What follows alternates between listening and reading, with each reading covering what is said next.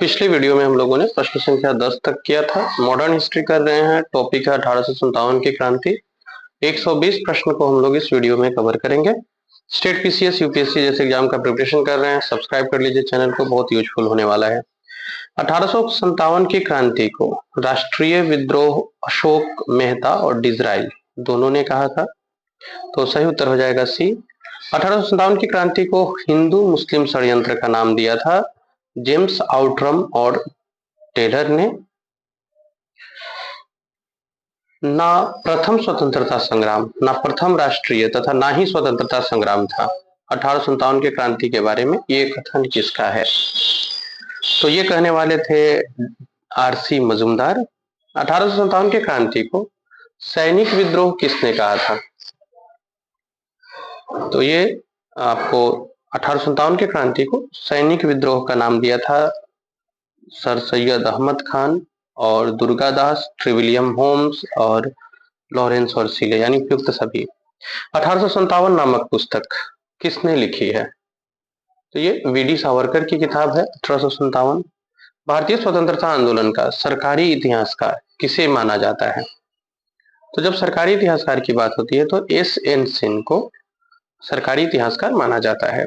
1857 की क्रांति के कारणों को भारतीय भाषा में लिखने वाले प्रथम भारतीय इतिहासकार कौन है? तो ये सर सैयद अहमद खान है।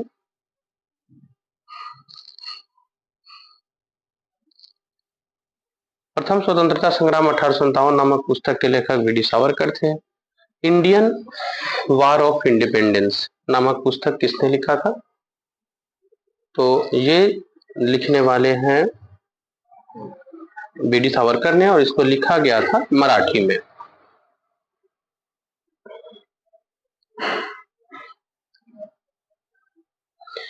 सिपोय म्यूनिटी और रिवोल्ट ऑफ 1857 नामक पुस्तक के लेखक कौन है? तो ये आरसी मजूमदार है।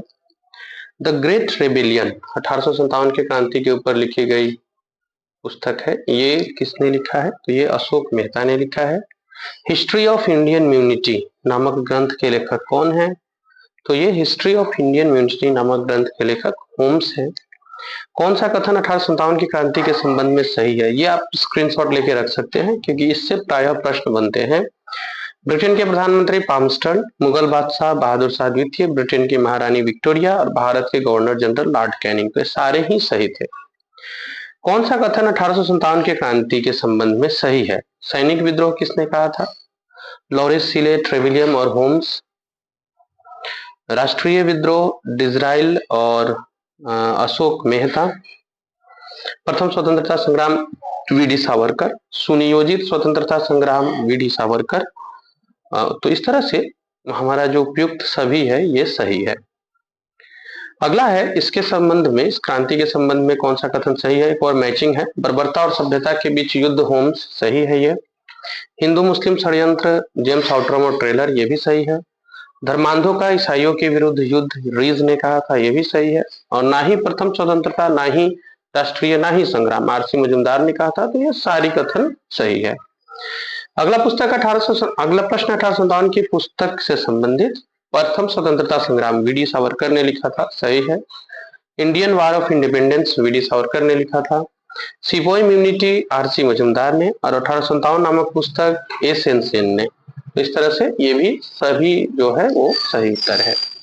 1857 की क्रांति का राजनीतिक कारण क्या था? तो ये दोनों ही था, डलहौजी की राज्य हड़प नीति और अवध का विलय, ये दोनों कारण था 1857 के विद्रोह का राजनीतिक रूप। निम्नलिखित में से 1857 की क्रांति का आर्थिक कारण क्या था? तो ये सभी उपयुक्त सभी होगा। अत्यधिक कर था, उद्योगों का पतन हो रहा था और अकाल की स्थिति में भी कर की वसूली की जा रही थी और कर का जो अमाउंट था वो भी ज्यादा था। 1857 की क्रांति का सामाजिक कारण क्या है? तो विलियम बेंटिंक द्वारा सती प्रथा का अंत, इससे भी लोग नाराज थे। एलन बरो ने दास प्रथा का अंत किया। लॉर्ड हार्डिंग्स ने नरबली का अंत किया, और लॉर्ड डलहौजी द्वारा विधवा विवाह और बाल विवाह पर जो कानून लाया गया। तो इस तरह से उपयुक्त सभी है जो इसके सामाजिक कारण है। नेक्स्ट अगले प्रश्न पर आते हैं। 1857 की क्रांति का निम्नलिखित में से धार्मिक कारण क्या था? तो 1806 में एक कानून लाया गया था जिसमें सैनिकों को उसके धार्मिक प्रतीक नहीं यूज करने थे, ये एक कारण था।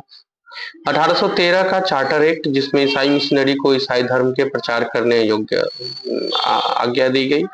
धार्मिक अयोग्यता का कानून भी इससे जुड़ा हुआ है, यानी कि उपयुक्त सभी सही उत्तर होगा। 1857 की क्रांति के सैनिक कारण क्या थे, तो इसमें भी उपयुक्त सभी होगा। भर्ती, वेतन और पदोन्नति में भारतीयों के साथ भेदभाव। डाकखाना अधिनियम आया था जिसमें मुक्त पत्राचार पर रोक लगा दिया गया। अवध के विलय से भी सैनिक लोग नाराज थे और अफगान युद्ध में अंग्रेजों की हार हुई थी। लॉर्ड कैनिंग द्वारा सामान्य सेवा भर्ती अधिनियम 1856 लाया गया था, जिसमें यह नियम था कि भारतीय सैनिकों को समुद्र पार भेजी जा सकती है, जो भारतीय सैनिकों के लिए धर्म के विरुद्ध भी था। तो ये सारे कारण सही है इसके।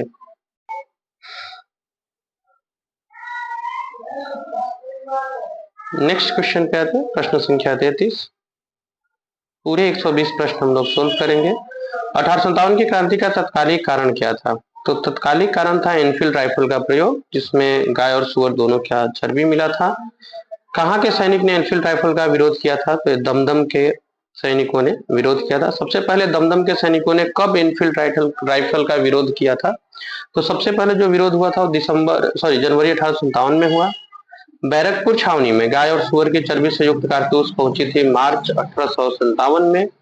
ठीक है, वह पहला भारतीय जिसने चर्बी वाले कारतूस के प्रयोग करने से इनकार किया था मंगल पांडे है। मंगल पांडे ने कब सार्जेंट ह्यूरसन और लेफ्टिनेंट बाग को गोली मारी, तो ये 29 मार्च 1857 को गोली मारी थी। मंगल पांडे किस क्षेत्र से जुड़े हुए, तो मंगल पांडे बैरकपुर छावनी से थे। मंगल पांडे का संबंध बैरकपुर से है। मंगल पांडे किस बंगाल नेटिव इन्फेंट्री रेजिमेंट के सिपाही थे, तो ये 34वीं रेजिमेंट के सिपाही थे। मंगल पांडे को किस भारतीय सैनिक ने गिरफ्तार करने से इनकार कर दिया था, तो ये ईश्वरी प्रसाद है, इन्होंने मंगल पांडे को गिरफ्तार करने से मना कर दिया था। किस सैनिक की मदद से अंग्रेजों ने उन्हें गिरफ्तार किया था, तो ये थे पलटू, जिसके मदद से इनको गिरफ्तार किया गया था।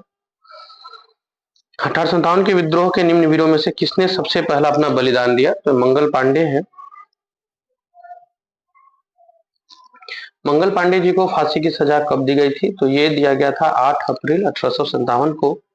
ईश्वरी प्रसाद जी को कब फांसी दी गई, तो ईश्वरी प्रसाद जो है इनको फांसी दी गई थी 21 अप्रैल 1857 को। मेरठ के सैनिकों ने किस दिन एनफील्ड राइफल का विरोध किया था, जिसके कारण अंग्रेजों ने 85 सैनिकों को 10 वर्ष का कारावास दिया, तो ये 9 मई 1857 है। इन लोगों ने जो विद्रोह किया था वो 9 मई 1857 को किया था। 1857 की क्रांति प्रारंभ हुई थी मेरठ से। 1857 की क्रांति जो है उसकी जो प्रारंभ होने की तिथि है वो है 10 मई 1857। मेरठ के सैनिकों ने दिल्ली पर आक्रमण किया, मतलब मेरठ से निकल के आगे दिल्ली की तरफ गए, वहां आक्रमण किया 11 मई 1857 को। और दिल्ली पर जो अधिकार है, कब्जा है, वो किया था इन्होंने 12 मई 1857 को। दिल्ली में 1857 की क्रांति का नेतृत्व किया था बहादुर शाह जफर ने। वास्तविक रूप से दिल्ली के सैनिकों का जो नेतृत्व कर रहे थे वो बख्त खां थे। नाम के लिए बहादुर शाह जफर थे, लेकिन वास्तविक रूप में बख्त खां थे। 1857 की क्रांति में दिल्ली के विद्रोह में कौन अंग्रेज अधिकारी मारा गया था, तो ये निकलसन है जो मारे गए थे। दिल्ली के विद्रोह का दमन किस अंग्रेज अधिकारी ने किया, तो ये हडसन है, हडसन ने किया था। सबसे पहले अंग्रेजों ने पुनः अधिकार किस पर प्राप्त किया, क्रांति के दौरान किस केंद्र पर सबसे पहले अंग्रेजों ने पुनः अधिकार प्राप्त किया, तो ये दिल्ली है। दिल्ली के विद्रोह में पराजित करने के बाद अंग्रेजों ने बहादुर शाह जफर को रंगून निर्वासित कर दिया था।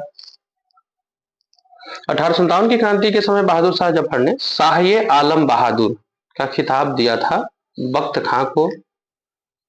लखनऊ का नेतृत्व 1857 की क्रांति में किया था बेगम हजरत महल ने। 1857 की क्रांति जो लखनऊ में विद्रोह प्रारंभ हुआ वो 4 जून 1857 को हुआ। 1857 में लखनऊ के विद्रोह का दमन अंग्रेज अधिकारी किए थे, इनका नाम है कैंपबेल। किस स्थान पर हुए विद्रोह के दमन के दौरान ब्रिटिश सैन्य अधिकारी हैवलॉक की मृत्यु हुई, तो हैवलॉक जो है इसकी मृत्यु हुई थी लखनऊ में। किस ब्रिटिश अधिकारी ने लखनऊ में अपना जीवन खोया था, तो ये उपयुक्त सभी है, नील हैवलॉक और हेनरी लॉरेंस। बेगम हजरत महल लखनऊ के विद्रोह में पराजित होने के बाद कहाँ चली गई थी? तो ये बेगम हजरत महल लखनऊ के विद्रोह में पराजित हुई और उसके बाद ये नेपाल चली गई थी। कानपुर में विद्रोह का प्रारंभ हुआ था कब? तो ये 5 जून 1857 को हुआ था। 1857 में कानपुर के विद्रोह का नेतृत्व नाना साहब कर रहे थे। नाना साहब किसके दत्तक पुत्र थे? तो नाना साहब बाजीराव द्वितीय के गोद लिए हुए पुत्र थे, दत्तक पुत्र थे। इनका वास्तविक नाम था धोधू पंत। तात्या टोपे का वास्तविक नाम रामचंद्र पांडुरंग है। नाना साहब की कानपुर के विद्रोह का दमन किसने किया था? तो कानपुर में विद्रोह का दमन किया था कैम्पबेल ने। 1857 में झांसी के विद्रोह का नेतृत्व किया था लक्ष्मीबाई ने। इसमें आप ये याद रखिएगा बहादुर शाह जफर